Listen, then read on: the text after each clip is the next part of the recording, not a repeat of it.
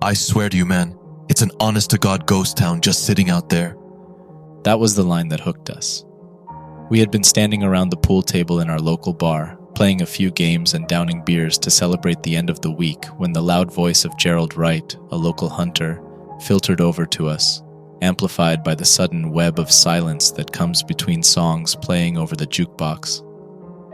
I looked up from the shot I'd been about to take to stare over my shoulder. He was sitting on one of the stools of the bar, talking to another hunter I didn't know the name of, waving his arms around, a glass of beer precariously sloshing around in one hand. I was out tracking a stellar 4-point buck through the woods, and I looked down the hill to my left. And what do I see sitting in the valley? A damn ghost town, just sitting silent as a tomb with the afternoon sunlight glinting off the roofs and windows. I'm telling you, Mick. He poked his friend in the chest. I've been hunting up there 20 years, and I've never come across that place. I must have been blind to miss it. He ran a hand over his face, pressing his fingers into his eyes as if to prove his point. I exchanged a look with Carlos across the table, raising an eyebrow and jerking my head behind me. I could see a look of curiosity etched onto his face in the glow of the lights over the pool table. It was one echoed in the third member of our group, Aaron. I held up one finger and set the cue down on the table, turning around and walking to the bar as the silence was broken by a country song coming on the speakers. I held up a hand to signal to the bartender. "Hey, Shelley, can I get one more Corona, please?" I called as she turned her head to me. She nodded, and I turned to the two men beside me. "Hey, Jerry, did I just hear you say something about a ghost town?" I asked nonchalantly. The man turned around to regard me with a look of confused irritation, but it melted away when he recognized me. "Oh, how you doing, Terry?" he said, reaching out a meaty hand to shake mine. "Yeah, I was up hunting in the Lincoln Hills, going after what would have made an amazing pair of antlers to mount over my fireplace. And there's, nearest as I can tell, an abandoned, empty ghost town sitting in a valley below me." He scrunched up his brow and shook his head. "Damnedest thing, though. The place didn't look that old. I never went down there, but it looked new." He shrugged his shoulders, and as my beer was placed in front of me, I asked one more question as I tossed a crumpled 10 on the bar. "Was this near one of the logging roads?" He nodded. "Yeah, I could see the McKinley logging road off to the right, actually," he said, then turned to his friend. "Shoot, we should go up there sometime while hunting, Mickey boy." Seeing my exit, I picked up my beer, slapped Gerald on the shoulder, and bid him good night, then rejoined my friends. "You hear that?" I asked the two of them as I leaned against the pool table and took a swig of my beer. They both nodded. "Hell yeah, man," Carlos said, leaning up next to me. Aaron leaned on his pool cue. "What are you thinking, bro?" he asked. They both stared at me. "I'm thinking," I began. "I'm thinking we've got about 5 hours of daylight left before dark." I glanced at my wristwatch. "Actually, 5.5 hours. Why don't we take a trip up there and check this place out for ourselves? Do a little bit of urban exploring?" They exchanged a look between them, then shrugged. "Beats staying around here all night," Aaron said. "Besides, imagine the views we might get on YouTube for exploring a possibly undiscovered ghost town," Carlos added. The guy had a small but dedicated channel on YouTube where he showed off abandoned towns, mines, and other places, garnering a few thousand subscribers. "Wait a minute, though," Aaron interjected. "Jerry said it was up near McKinley Road. There is absolutely no freaking way my car is going to make it up there. Neither will Carlos's Explorer. Those ruts will tear them both apart." I tilted my head at him, then smiled and rolled my eyes. "Did you forget I've got my K5 back at my place? That thing will eat up those ruts and dips and make it there and back perfectly fine." They exchanged another look, then both split into grins. "Then what are we still doing here?" Carlos exclaimed, downing the last of his beer and throwing the bottle into a garbage bin. "Let's go!" And with that declaration, we filed out of the bar into Carlos's Explorer and drove to my house. Sitting in the driveway was my pride and joy, an almost pristine Chevy K5 Blazer. We all piled into the truck, and after making sure we had all the equipment we might possibly need, drove through town and onto the logging roads. Many of them hadn't been used in decades. The lack of maintenance on the roads had caused the dirt roads to become pockmarked with ruts and dips, making it look like the acne-filled face of a teenager. Trees stretched over the road, some interlocking with each other like wooden fingers, and would occasionally scrape against the roof of the truck with a sickening sound as we passed through thick portions. Very quickly, much of the late afternoon sun became blocked by the thick foliage, leaving much of our drive in shadows. As we drove, I pushed a CD into the player, filling the cabin with the voice of Brad Paisley. I navigated around the dips and dents, occasionally slowing crawling through them, and deep puddles where the road had become partially flooded by the previous night's rain. Aaron sat in the passenger seat, a yellowed, old-as-hell map detailing the logging roads in his lap. I'd bought it from a garage sale to help find my way around the backwoods when I went off-roading. Okay, if Jerry was right, it should be about 2 miles ahead of us, and if he saw it in a valley, he pointed to a trough detailed by the map. The only place I can think it would be here, in Barrett Valley. Carlos poked his head between us to look down at the map himself. You ever even hear about an abandoned town out here before? He asked, the question addressed to both of us. We both shook our heads. For the next 10 minutes, the music was the only thing heard besides the rumble of the truck's engine and the scrape of the tree branches. Then it was broken by Carlos, pointing his finger past us and out the windshield. Look, he said. It would have been so easy to miss, being almost completely overgrown, but he had spotted something. It was an offshoot road, clearly not been used in even longer than the road we were on. Good eye, Aaron cried, turning around and slapping him high five. I stared at the road for a moment, though. I tilted my head sideways. There was a strange feeling I was getting from looking at it. I couldn't place it exactly, but it just felt unnatural. Shaking it off, I turned off the radio, then reached down and shifted the four-wheel drive into low gear. Well, here we go, guys, I said, then turned slowly onto it. I will forever kick myself in the ass for not paying attention to that feeling. I know now it was an instinctive warning, one I failed to heed. It became, if possible, even more slow-going. I could barely see the edges of the road, as the bushes had already begun to regrow in the middle of it, a sign that nature had long since begun to reclaim this for itself. I turned on the truck's headlights, along with the roof-mounted lights to help see where I was going. For about 10 minutes, that's all that we saw, unending trees and bushes pressing in on us as though they were trying to trap us in place. Then, they began to space out and the road became visible again. What was strange, though, was that 2 minutes later, it changed from dirt to tarmac. I remember actually feeling so stupefied that I brought the truck to a stop for a minute, staring at the black road with yellow lines down the middle, before snapping myself out of my surprise, shifting back into two-wheel drive and continuing. A minute later, and we rounded the last corner, and we finally saw it.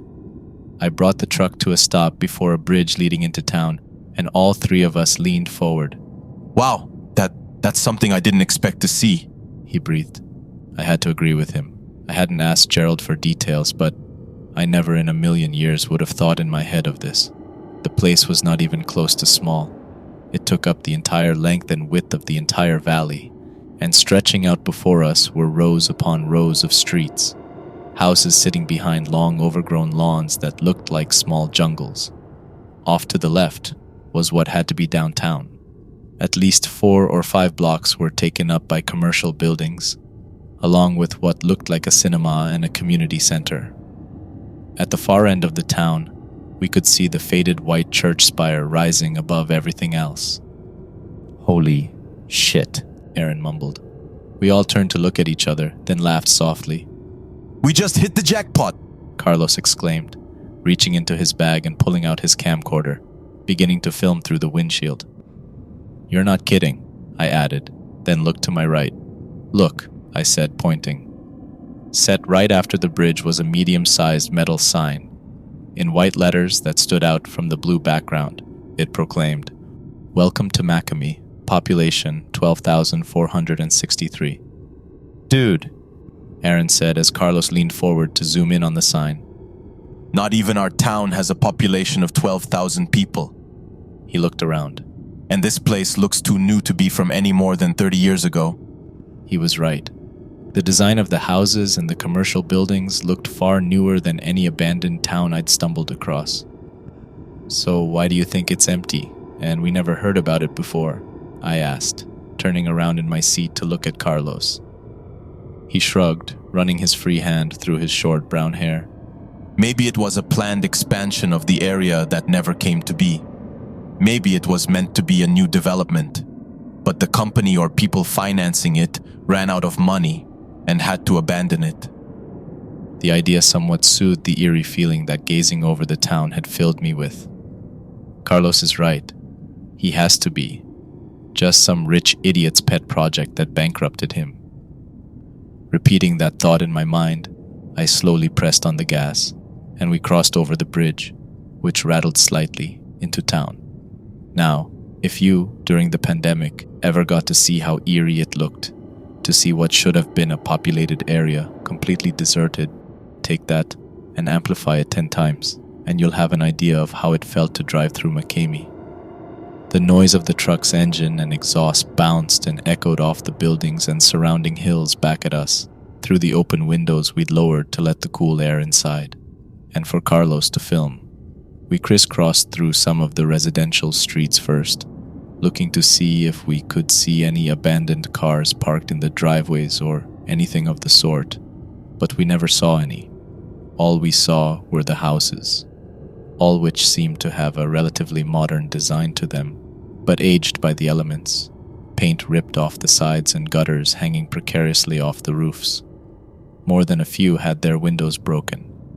I noticed that some were broken inwards instead of out, as I saw no broken glass among the tall grass and weed-infested front yards. Then we stopped at the church. Its white paint was fading as well, and the front doors stood wide open. We could see inside, where, visible in the slight gloom, many of the pews had been upturned. The pulpit had been destroyed, likely by vandals, I thought, and the statue of Jesus crucified on the cross was barely visible behind its remains, having been knocked to the floor. I shifted my eyes from the mess inside to the announcement sign at the end of the walkway leading up to it. The glass had fogged up with many years of disuse, but I could just barely make out the white letters which had been set up behind it. Save yourselves from the pestilence. God is here to offer you salvation. I couldn't understand why, but I unwillingly shuddered reading it, a chill shooting up my back. The guys had noticed it as well. What the hell did they mean by the pestilence? Carlos asked, zooming in on the sign. Fuck if I know, I said, for some reason unwilling to look back into the church. The shuddering feeling came over me again. To use the old phrase, it felt as though someone had just walked over my own grave. Aaron looked at his phone. Well, we have about 2 hours of daylight remaining. You want to go check out the downtown area? I let out a deep breath I hadn't realized I'd been holding, then nodded. Yeah, why don't we go check that out? Then get back to town. I honestly don't want to drive those logging roads after dark. They accepted my answer and turned away. But I knew I'd been full of shit. It had nothing to do with the logging roads. It was here that I didn't want to be when the sun went down. I put the truck in drive, and with just a little too much of a push on the gas, pulled away from the curb. We drove back down the main boulevard towards the downtown area. About 5 minutes later, we had pulled into a faded parking space in the downtown square. Dirty windows concealed the surrounding buildings' interiors, but the signs above, as broken and dirty as many were, still showed what they had been. Just from our space, we saw a laundromat, a library, the town newspaper building, what looked like a video rental store, a repair garage, a convenience store, and at the end of the square, the community center. Hold on, I said, shutting the truck off and pulling the key from the ignition.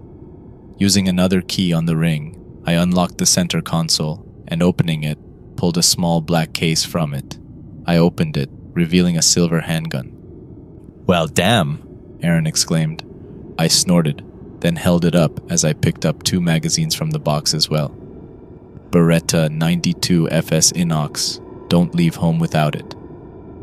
I pulled a holster from under the driver's seat and, with a little wiggling, hooked it onto my thigh. I slapped a magazine into the gun, then clipped it into the holster, stuffing the extra one into my shirt pocket. Not taking any chances, are you? Carlos asked, lowering his camera. I shook my head. Not around here where there's a large wolf population. Last thing I need is to explore this place and get ambushed by a wolf or cougar which took up residence somewhere. Kicking open my door, I hopped out and made my way to the back of the truck as the others followed. I opened the tailgate and reached inside, pulling out another case, inside which revealed a hunting rifle, along with 3 high-powered flashlights. I handed Aaron the rifle, along with some extra ammo, then passed out the flashlights. "Just in case," I said to Carlos, who looked perplexed at the firearms. "The guy's only lived out here 5 years. He doesn't know why it's a good idea to carry out here all the time, especially after the Connors incident." I winced as I recalled the wolf attack on the now dead hiker. "So where do you want to start?" I asked, glancing at my watch. "We've got about an hour or so to check this out if we want to get back before nightfall." The 2 of them looked around, Carlos already holding up his camera. Well, I was thinking of starting with the library, then making our way to the newspaper building. Could help to find out when this place was abandoned from there, if this place ever even had residents. I scrunched up my mouth a bit. I loved libraries, but I spent enough time in one in a living town, let alone one long since deserted. I glanced around. "Okay, here's what we'll do then. You 2 go check out the library and the newspaper office. Watch your backs and don't get separated." I motioned down the other end of the square. "I'm gonna go check out the garage and the video store." Carlos gave me a worried look. How are we gonna stay in touch though, in case anything happens? I reached back into the truck before slamming the tailgate closed. I handed Carlos a radio. "That's how," I said, before tapping it. "Keep it tuned to channel 4. That's what I'm on." They nodded, and after a final exchange of "be safe," we parted ways. I watched them walk across the road and climb the steps to the massive wooden front doors of the library, then began walking down the middle of the road after they slipped inside. Now that I was alone, the town seemed to have an even more eerie feeling to it. This place doesn't feel like one that was built and then just abandoned, I thought to myself as my boots crunched over dead leaves which had accumulated on the asphalt, listening to the wind whistle and my footfalls echo. It almost feels more like it had been lived in first, and is now just dead. I couldn't put my finger on why it felt that way. It just was, almost an intuition. As I headed for the garage, the wind whistled around me, and I felt a shudder go up my spine. I stopped, then turned and looked at the windows of what had to be apartments over the stores. They stood dark and unmoving, no shapes in them. I almost wished there had been figures in them. It would have been far less creepy. Shaking my head, I turned back and walked a little faster until I reached the garage. Both bay doors were shut, and the windows on the top of them were too high to see through, so I headed for the cracked glass door that customers would enter. Flicking on my flashlight, I pulled on the handle. It opened after a moment of tugging, causing a bell hooked on the inside of it to ring. I stepped inside and looked around as it shut, the sound echoing in the stillness. Directly in front of me stood the main counter where the mechanic would greet customers. Sitting atop it was the monitor for a computer, with a rack of part boxes and oil behind it. Shelves lined one side of the room with bottles and boxes that had their labels long since rotted or peeled away, as did posters on the wall. Wait a minute. I turned my flashlight back to the counter. I focused the beam on the computer monitor. What? I shook my head slightly, but I wasn't seeing things. It was a flat-screen monitor, not one of the boxy units from the 80s, 90s, or even early 2000s. How the hell did that get here? I crossed the floor and vaulted over the counter, turning to look at it. It was indeed a newer model flat-screen monitor. the Dell logo still visible beneath the layer of dust covering it. I couldn't see the tower, only the monitor and keyboard. Shaking my head, I turned away and stepped through the door leading to the repair bays. I shone the light around the dark, expansive room. The beam glinted off something metal in the far bay. It was a vehicle sitting up on the far lift. I crossed the room quickly, stepping over spilled oil and other fluids until I stood just below it. I felt an even larger sense of confusion and shock course through me as I stared up. What the actual fuck? I wasn't looking at an older car or truck. I was looking at a Cadillac Escalade, and not one of the older ones either. It was one of the brand new Escalades, the generation that had only been out for 2 or 3 years now. But it looks much older than that. The undercarriage was coated with what had to be years, if not decades, of rust and corrosion, and the paint on the side was faded, as though it had sat outside in the beating sun for countless summers. Feeling a massive sense of unease sweep over me like a tsunami, I stepped around the back and aimed the light at the license plate on the back of the SUV. The sticker on the plate indicating what year it would expire was illegible. It had faded too much to read. Feeling like insects were crawling under my skin, I turned and quickly left the garage, banging open the door a little too hard and causing the bell to jangle loudly. The sound ricocheted off the buildings like a gunshot, and I froze for some reason, holding my breath. Another shiver went up my spine, and I looked around, but the streets remained empty. Reaching down, I pulled the radio from my belt and pressed the transmit button. "Hey guys," I called, my voice shaking slightly. There's something really rather weird going on here." The radio crackled with static. You're telling me? I heard Carlos's voice filter through. There's what look like newer computers at the circulation desk for the library, and some of the books we found neither of us had ever heard before in our lives. I heard him laugh, still holding down the button. This place is wild. I've gotten some great footage of it all. I spoke into the radio, willing my voice to stay level. That's great, man. You guys ready to get out of here now?" The answer I received was not the answer I wanted.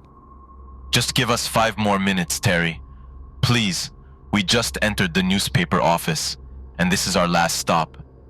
I wanted to tell him to take the newspaper offices and shove them up his ass, but I couldn't. He was my friend, and he sounded too excited.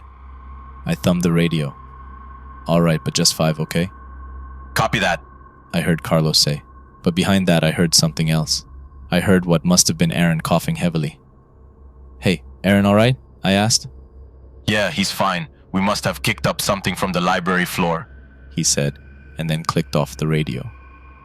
Well, that's great, I thought, sighing and looking around again. A cold gust of wind hit me, and I pulled up my collar to shield myself. I hate how this place feels so fucking dead. Not wanting to remain out in the open, I strode quickly back across the square to the video store. Looking up, I could barely make out the name. Nostalgia Video. Pulling open the dirt-smeared door, I stepped inside and shone my light around. There was a circular desk at the front of the store, with aisles stretching out behind it. I began to walk towards it when the light reflected off something stuck on the inside of the windows. I turned and saw it had reflected off dust and dirt-covered movie posters. Maybe see what movies they were advertising last. Trying to take my mind off the sense of uneasiness slowly being replaced with a sense of existential dread, I crossed the room and, using the sleeve of my coat, wiped away enough so one of the posters could be read.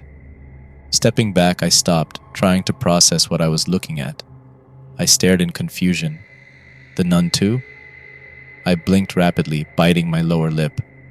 I am a huge movie buff, and I knew for a fact that there was no movie which had come out in the last few decades called that. There was a movie called The Nun, which had come out in 2018, and a sequel coming out later this year, but this makes no freaking sense. I looked down at the bottom of the poster at the smaller lettering. 20th anniversary re-release, rented now on Blu-ray and virtual video disc. My jaw dropped open. What the actual fuck is going on? I whispered. Time to get out of here. Now. turning and feeling as though I'd just stepped off a roller coaster. I stumbled out of the store and into the fading light. I put my hand to my head and took in deep breaths, trying to steady myself. That's when the door to the newspaper office across the street burst open. I snapped up, yanking the pistol out of its holster on instinct, but I stopped when I saw Aaron and Carlos dashing down the steps. The looks on their faces made whatever I was about to say die in my throat. Both of them had pale, terrified expressions on their faces, as though they'd just seen a monster or a murder. Carlos had something clenched in one hand. "Guys, what the fu—" I began, but they tore past me, both screaming for me to follow them. Not knowing what else to do, I sprinted to catch up to them as they ran towards the community center. They reached the hulking building and slammed into each other as they tore for the handle of the fading yellow doors. Move, let me open it! I heard Aaron shout. You get the fuck out of the way! Carlos screamed back at him. I was about to step in and pull them both back, when one of them, I'm not sure which, managed to tear the right door open. I reached around them and pulled the left door back, staring inside. And, Jesus, Mary and Joseph, do I wish I hadn't. The inside of the community center was one giant room, a bubble glass roof which had long since broken, providing light inside. Broken glass and leaves littered the floor underneath it, and tables had been shoved all to one side of the room. It was drenched in gloom, but not gloomy enough to hide what lay inside, and our flashlight beams made sure to leave no doubt. The entire town's population looked to be here. They were scattered across the floor, with many in the center, huddling around each other. As messed up as it was, I almost wished they'd been rotting corpses. It would have shown they hadn't been dead long, but they weren't. They were all skeletons. I could see the bones of families huddling together with tattered, torn clothes on, parents holding their children. What had to be couples embraced each other, while still others curled up alone, hugging their own knees. The worst ones were the few who lay slumped against the walls, a pistol in their hands, and what appeared to be a bullet hole in the back of their skulls. I began shaking, feeling as though someone were pouring ice water down my back nonstop. Behind them was a white banner, one which read in black letters, "Emergency Shelter." I looked from the horrifying sight to Carlos, my eyes wide and my breath coming in ragged gasps, trying to find something, I don't know what, in his gaze. He looked at me, his eyes as wide as mine, and wordlessly handed me what he'd been holding. As I stared at it, I felt my jaw drop open, and the flashlight I'd been holding fell from my hand, smashing and breaking on the pavement. For a moment longer, we all just looked at each other, the only sound heard being the ghostly whistle of the wind. And then we ran. We all dashed across the square, the sound of our feet echoing in the deathly stillness, reaching the truck, and leapt inside. Jamming the key into the ignition, I slammed on the gas. Almost flipping the truck from how sharply I turned the wheel, I swerved onto the road leading out of town, sending it airborne over the bridge before crashing back down in a shower of sparks. My camera! Carlos cried suddenly, looking behind him. But there was no freaking way I was going back for it. I kept my foot down, smashing through the bushes and trees until we came to the logging road, then turned onto it, and not caring about my truck at all, flew down it back to town. As soon as we made it back, I immediately drove to the police station.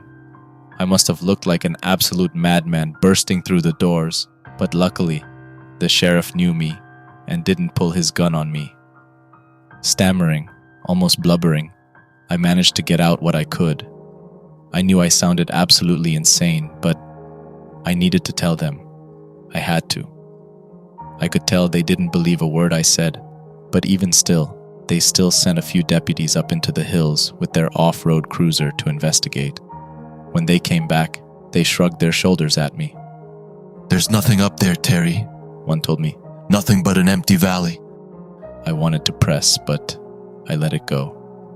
They'd just assumed we'd had one too many drinks, maybe even eaten some shrooms, and ended up seeing things. In the back of my mind, I knew they'd never find anything, even though I'd wanted them to. There was a reason for it. The object Carlos had handed me, which I'd stupidly dropped as I ran.